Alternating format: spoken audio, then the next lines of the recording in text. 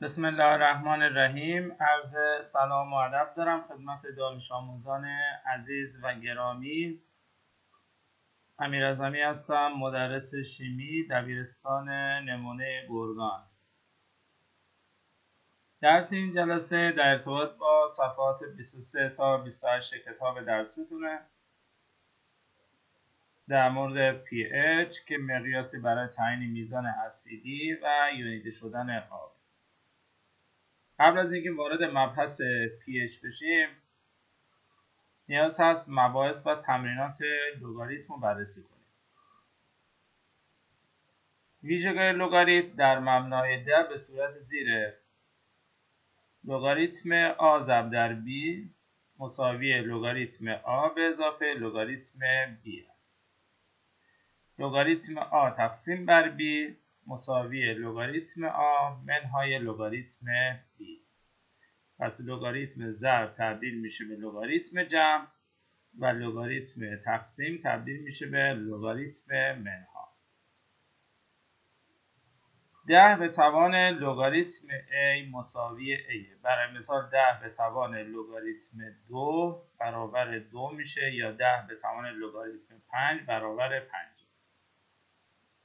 لگاریتم A به توان n مساوی n لگاریتم A، یعنی این n میاد پشت لگاریتم در لگاریتم A ضرب میشه.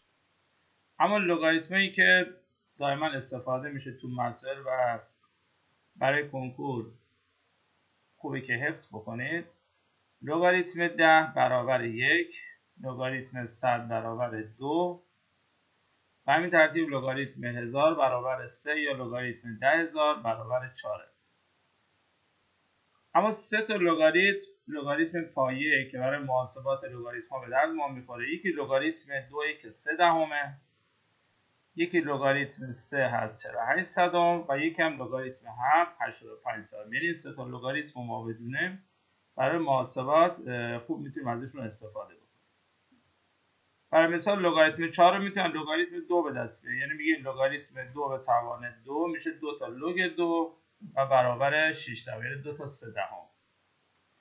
یا لگاریتم 5 میتونیم بگیم لگاریتم 10 تقسیم بر 2 و بگیم لگ 10 منهای لگ 2. لگ 10 خب 1، لگ 2 هم 3 دهم، 1 منهای 3 دهم 7 دهم. یا اینکه اینو حفظ باشه.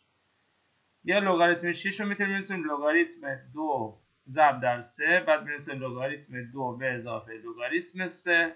خب لگاریتم 2 3 دهمه، لگاریتم 3 هم 48 صدم، جمع بزنیم 78 صدم. لگاریتم 7 که گفتیم حفظ باشید 85 صدم. لگاریتم 8 رو خب میتونید به دست بیارید، یعنی 2 به توان 3، بعد میشه 3 تا لگ 2، 3 تا هم 3 دهم میشه 9 دهم. لگاریتم 9 هم که 96 صدم، خب این رو میتونیم از لگاریتم با 3 به دست بیاریم، بگیم لگ 3 به توان 2، 2 تا لگ 3، 2 تا 48 صدم میشه 96 صدم. اما اینکه این توانایی که اینجا نوشتیم میخوایم برای شما بگیم برای حفظ بشید: 10 به توان 3 دهم 2. خب این از کجا اومده؟ میام لگاریتم 2 رو پیدا میکنیم 3 دهم. لگاریتم 2 خب اینا مبناشون 10، بعد بگیم 10 به توان 3 دهم 2، یعنی از همینا باید این محاسبات انجام میشه. یا 10 به توان 48 صدم مساوی 3 از لگاریتم 3 استفاده کردیم. لگاریتم 4 6 دهم، یعنی 10 به توان 6 دهم برابر 4. لگاریتم 7 85 صدم، میتونیم بگیم 10 به توان 85 صدم مساوی 7. لگاریتم 5 7 دهم، 10 به توان 7 دهم مساوی 5. تمام محاسبات بر اساس اینا هست. لگاریتم 6 78 صدم، 10 به توان 78 صدم برابر 6. 10 به توان 9 دهم برابر 8. 10 به توان 96 صدم برابر 9. موفق و سلامت باشید.